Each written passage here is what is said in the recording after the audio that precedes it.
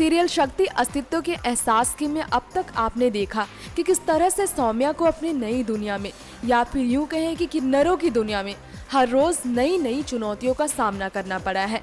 अपने घर पर अपने पिता और दादी की तरफ से दिए गए तकलीफों को तो वो सह ही रही थी, लेकिन वहाँ से उसे छुटकारा तब मिला जब उसे हरमन का साथ मिला। जिंदगी को नए सिरे से शुरू करने की उम्मीदें मिली जब हरमन को हुआ उससे प्यार। उसने भी खुद को नहीं रोका उससे प्यार कर गुजरने से। लेकिन इस लव स्टोरी की शुरुआत तो हो ही चुकी थी एहसास के साथ। हरमन की जिंदगी पर कितनी भारी पड़ेगी उसे इस बात का अंदाजा भी नहीं था, और अंदाजा हो भी तो कैसे जिसे अपनी खुद की पहचान का सच पता चला एक नए रिश्ते से जुड़ने के बाद।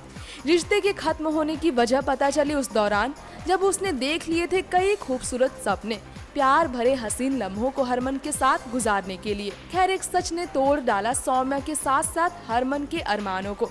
ससुराल से नई दुल्हन की हुई इस कदर विदाई कि सपने से भी डरावना लगने लगा नई दुल्हन सौम्या को अपनी पहचान। आखिर कब तक सच्चाई से मुंह मोड़ती वो भी। किन्नरों की दुनिया में जा चुकी सौम्या भले ही हिम्मत ना हारी हो, हरमन की दुनिया तो जैसे उसके जाते ही बर्बाद हो चुकी हो। खैर एक अच्छी बात यह है कि सौम्या के जाने के बाद भी हरमन अपने प्यार से दूरी नहीं बना पाया है, ना भूल पाया है उसे। तभी तो उसकी हर चीज उसे उसके घर पर होने की एहसास दिलाती है।